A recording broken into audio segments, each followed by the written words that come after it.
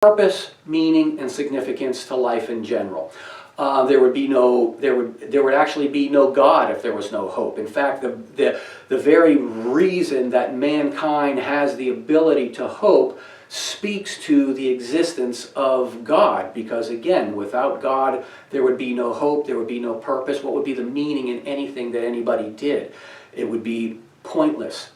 So in order to achieve one's goal, you have to be able to believe that you can in fact do it.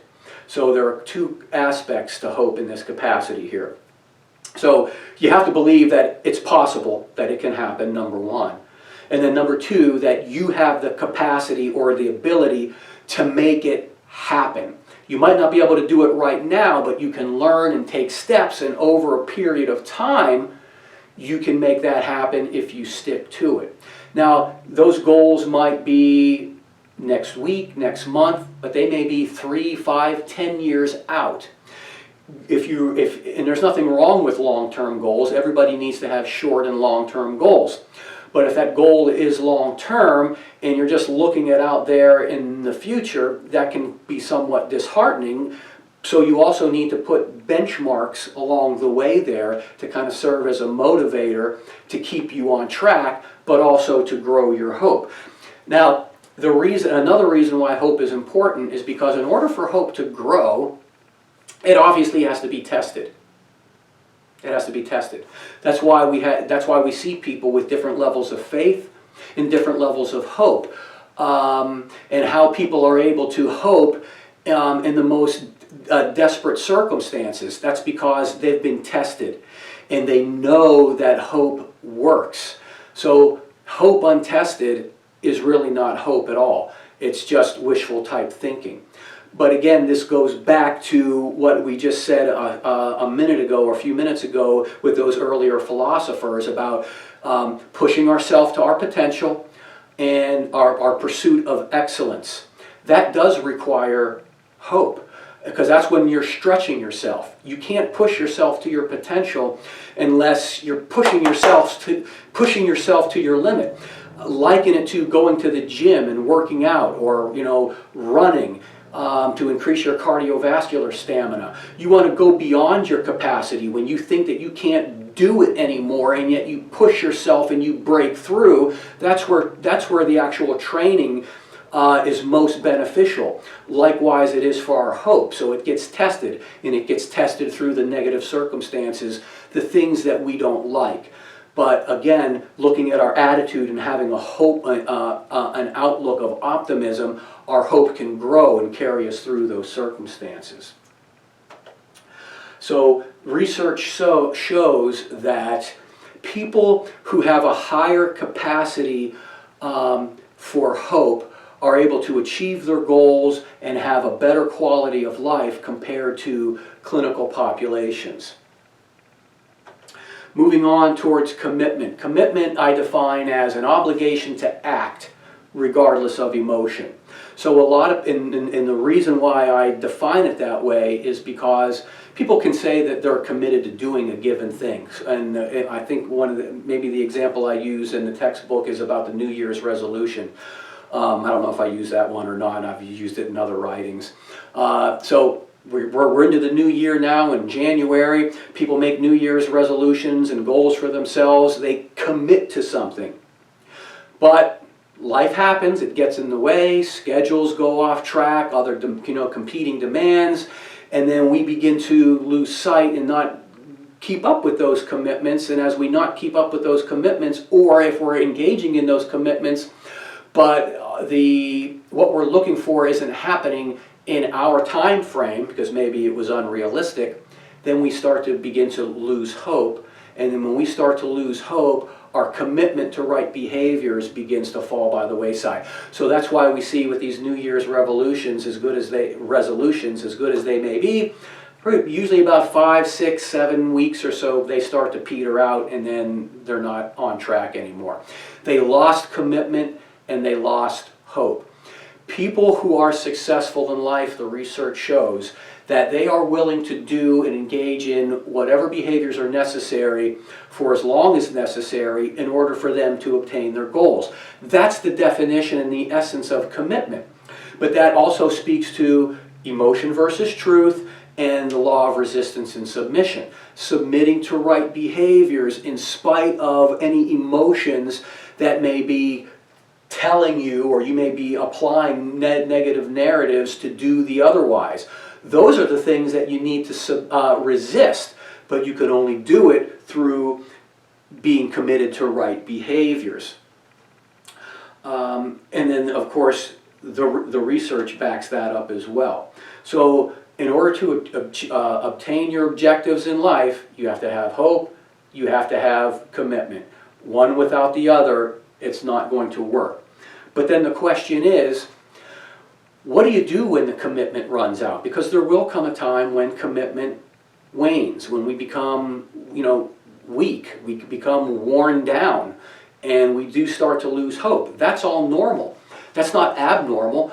Everybody experiences that. Well, that necessitates the third trait, accountability. You need proper relationships around you to lift you up when our commitment and our hope is running weak. Now, there are two aspects to accountability I talk about in the text. Number one, whatever your goals are, you need to create relationships with like-minded people. So in other words, whatever your goal is here, you need to, in order to be successful, you need to know how these people think. What is their mindset? What is their attitude? And you need to allow that to rub off on you, because that's how you're going to get to where they are.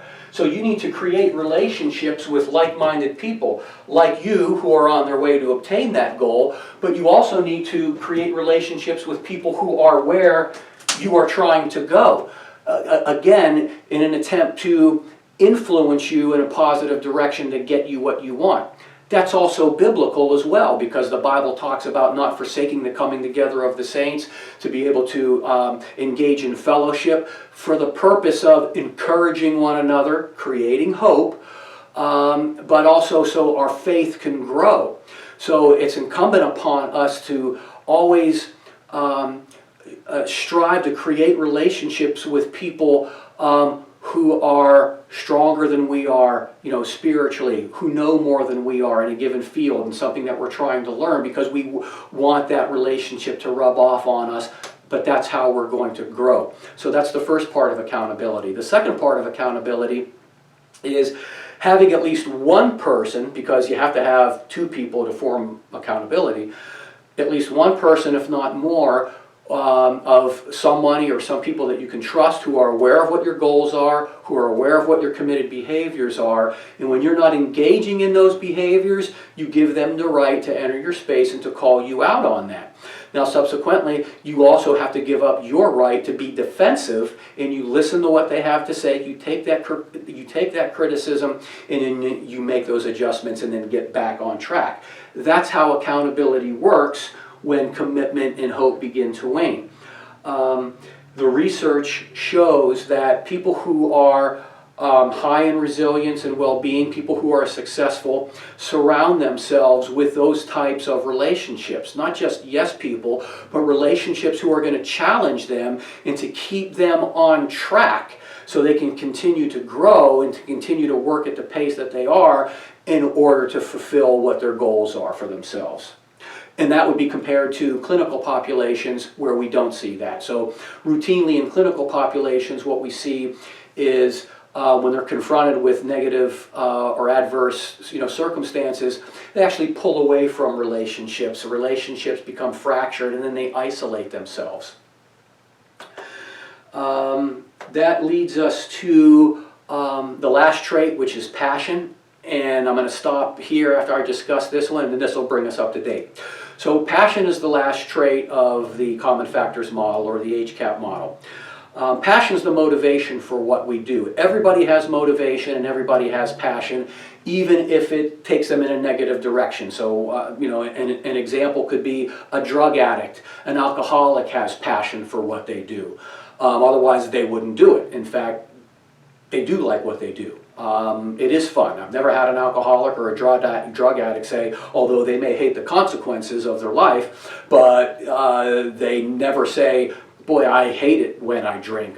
They enjoy doing the drug, so that's the motivation. But passion goes in two directions: obsessive passion and harmonious passion.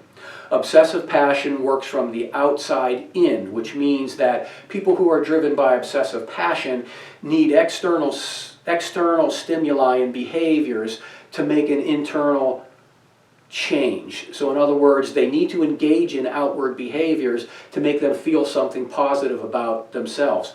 When they no longer are able to engage in those behaviors, the image that they have of themselves goes down, and that develops low self-esteem. So remember that demoralization hypothesis that we talked about earlier. So that's the nature of obsessive passions. Unfortunately, the majority of the world's population are actually driven by those obsessive passions. Harmonious passions, however, are exactly the opposite. It works from the inside out. So people who are driven by harmonious passions, they don't need to engage in those behaviors or use those behaviors to make them feel something about themselves, to make themselves feel important or valued. They already view themselves as important and valued, and they love who they are. Therefore, they just engage in the behaviors because it's an extension of who they are. Again, this also has biblical context because we see that same nature played out in the life of Jesus. So Jesus didn't, when he was on the earth during the times of his ministry performing miracles, he didn't engage in miracles or perform miracles to make himself feel like he was God or to help himself acknowledge to himself that he was God. It was just the opposite. He already knew who he was. He did the miracles because of who he was. But that's the way he wants us to live. He creates mankind to live in that harmonious type of passion.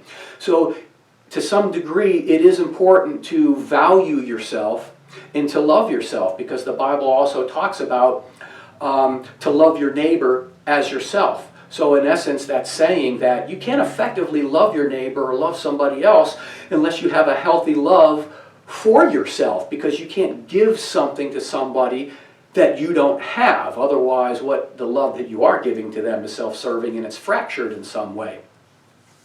So this is the life that Christ calls us to live. And the thing about these traits, they are innate to mankind. No other form of creation has the ability to hope, intentionally engage in goal-seeking and obtaining behavior, have accountable relationships, and have harmonious passion at the expense of obsessive-type passions.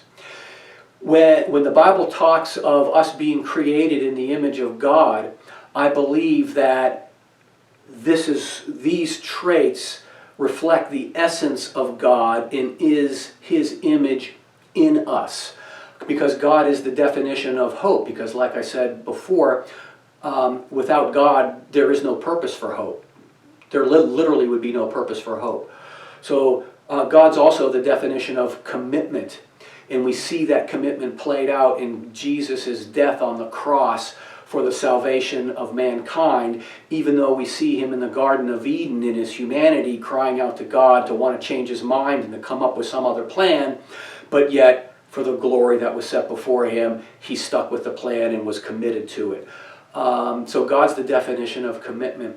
God's also the definition of accountability. I said earlier that as human beings, we're created for relationships. And the reason we're created for relationships is because we see relationships from the very beginning. We see a relationship in the Godhead, the Father, the Son, and the Holy Spirit, each being three separate, distinct identities, but yet as one. So there's a relationship from the beginning, and then again, God imparts that trait to mankind in creation. And then again, lastly, God's the definition of passion, love, and motivation, but of course harmonious passion. So it's these traits and parts of his image that he puts in all of mankind, which allows us and causes us to seek him in the first place. So this will make up for that lecture describing each of these traits. You will need to know these things because they will be on the quiz, and now you're brought up to speed, and we'll pick up from where we are when I see you on Tuesday. Thanks.